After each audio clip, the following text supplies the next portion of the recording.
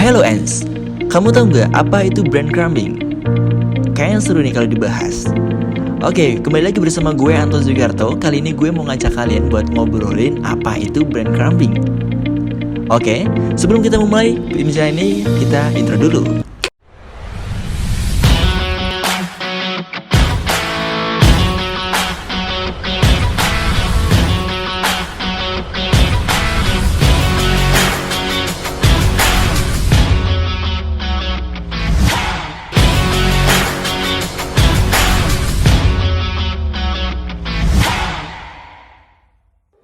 Kalau bicara masalah lika-liku perjuangan mencari pasangan, emang gak ada habisnya nih. Nyari pasangan yang pas buat menjalin hubungan selamanya itu memang membutuhkan banyak pertimbangan dan banyak waktu. Jangan sampai terjebak dengan pasangan yang kurang tepat. Seperti apa ini? Oke.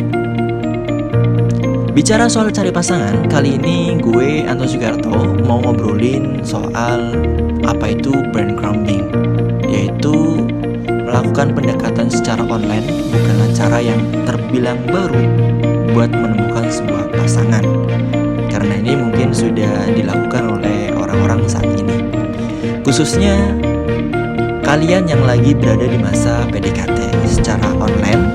Untuk saya harapkan untuk selalu berhati-hati. Jangan mudah terpikat sama gombalan atau kata-kata manis lantaran bisa jadi si doi ini cuma melakukan breadcrumbing ke kamu aja, cuman gombalin kamu secara online, tapi gak ada niat buat serius. Nah, mau tahu apa aja lebih jelas tentang breadcrumbing dan gimana cara mengatasinya? Mari kita ngobrolin.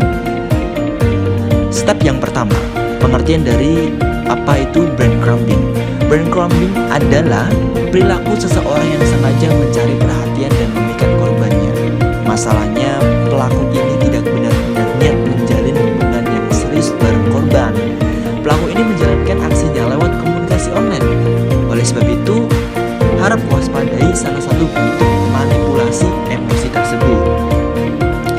Menurut seorang profesor dari California State University, Kelly Campbell, pelaku akan menarik korban ke dalam hubungan romantis secara online, bisa medsos atau chatting, tanpa tujuan untuk menjalin hubungan yang serius.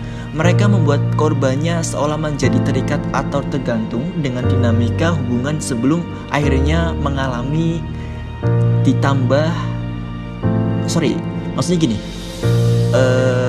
mereka membuat korbannya seolah menjadi terikat atau tergantung dengan dinamika hubungan sebelum akhirnya menghilang. Ditambah mereka aktif mengirim pesan atau perhatian secara intens kepada korbannya dengan harapan bahwa si korban punya harapan lebih. Oke ya, sekilas mungkin terlihat sama antara breadcrumbing dengan ghosting ya, namun ada bedanya antara kedua tersebut. Kita lanjut ngobrol lagi nih. Meski sama-sama ditinggal tanpa kejelasan, breadcrumbing dan ghosting juga memiliki perbedaan.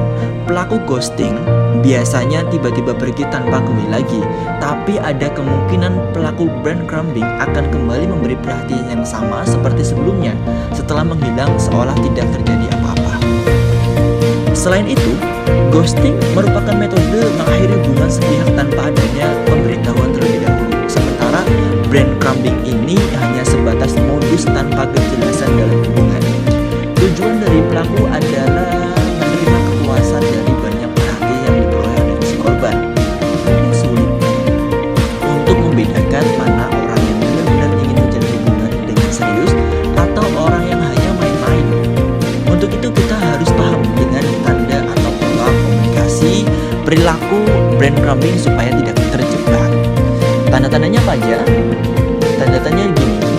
Pada kenyataannya, seseorang breadcrumbing ini suka membuat orang lain tertarik dengan mereka. Menurut Campbell, pelaku breadcrumbing justru cenderung merasa rendah diri. Oleh sebab itu, mereka butuh validasi atau keberadaan yang membuatnya merasa berharga. Benar begitu? Mungkin kebanyakan yang melakukan itu cowok. Cuman gak semua cowok juga seperti itu, cewek pun ada. Tapi tidak ditutup kemungkinan semua harus berhati-hati dalam konteks mencari pasangan. Lanjut lagi, Tanda breadcrumbing yang pertama adalah ketika pelaku tiba-tiba menghilang tanpa memberikan balasan pesan. Akan tetapi ada kemungkinan mereka bakal kembali lagi. Tanpa sadar mereka tidak merasa salah telah melakukan perilaku manipulasi yang bermain dengan perasaan korban. Berikutnya, tanda breadcrumbing juga dapat dilihat dari cara pelaku yang selalu mencari-cari alasan untuk tidak bertemu dengan pasangan, padahal sendirinya memberikan kesan yang mengajak ketemu. Bedanya dengan ghosting, pelaku breadcrumbing juga tidak mau memberikan kejelasan hubungan. Kemungkinan besarnya adalah mereka sudah menjalin hubungan dengan orang lain. Mungkin seperti itu. Dan yang terakhir seperti ini. Apabila korban menunjukkan tanda tak tertarik, justru pelaku akan berusaha lebih keras untuk memikatnya. Ketika berhasil mendapat hal yang mereka mau, pola komunikasinya akan berulang. Mereka menghilang lalu kembali lagi tanpa penjelasan. Wow, luar biasa sekali nih. Kayaknya lebih hati-hati sama cewek kali ya. Cara menghadapi perilaku breadcrumbing nih yang perlu cewek-cewek tahu, juga cowok juga harus tahu. Hai Ans, aku udah coba ngerangkum sedikit penjelasan beberapa dari sumber terkait gimana caranya untuk menghadapi perilaku breadcrumbing. Yang pertama, inisiatif menanyakan kejelasan hubungan. Jadi gini, kalau ada orang yang udah mulai intens memberikan kirim pesan gitu dan tanya kabar ke kalian, jangan ragu buat tanya kejelasan dengan tegas. Dengan begitu kalian jadi nggak buang-buang waktu dengan membalas orang yang cuma memang.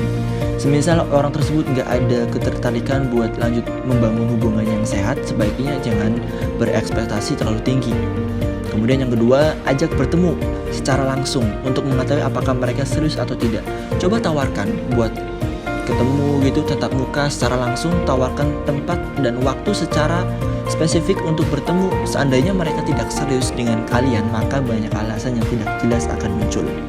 Yang ketiga, tinggalkan jika tidak ada kejelasan hubungan. Pernah nggak dapat kejelasan tentang situasi atau status gitu hubungan setelah sekian lama? Aku saranin buat lebih baik move on sih daripada dari orang tersebut gitu. Menjalin hubungan tanpa ada masa depan yang jelas hanya akan membuang-buang waktu saja. Menurut seorang terapis, Kamin Ajan, breadcrumbing bisa jadi tidak berbahaya kalau kedua belah pihak menyadari situasi ini. Tapi bagi beberapa orang nih, pengalaman dalam hubungan semacam ini bisa membuat perasaan kecewa dan patah hati. Wow, untuk itu coba pahami tujuan yang diinginkan oleh kedua pihak ketika menjalin sebuah hubungan. Ditambah kalian juga perlu menetapkan batasan yang sehat. Dengan begini hal ini akan mengurangi kemungkinan kecewa dan membantu membangun hubungan yang sehat. Oke. Ingin bimbingan seorang mentor untuk menghadapi breadcrumbing. Kayaknya kalian juga ada teman-teman yang mungkin sudah tahu soal breadcrumbing itu apa. Coba tanyakan. Coba diskusikan dengan teman agar kita juga bisa mencari pasangan dengan baik tanpa harus mengetahui dan mengakhiri dengan kejadian yang tidak kita inginkan. Kalau konten ini bermanfaat, klik dan komen ya, dan kita bisa diskusi di situ. Dan kalau ini bermanfaat, ayo share-kan ke teman-teman kita agar teman-teman kita tahu breadcrumbing itu apa dan bahayanya itu apa dan cara menanganinya itu seperti apa. Sampai jumpa.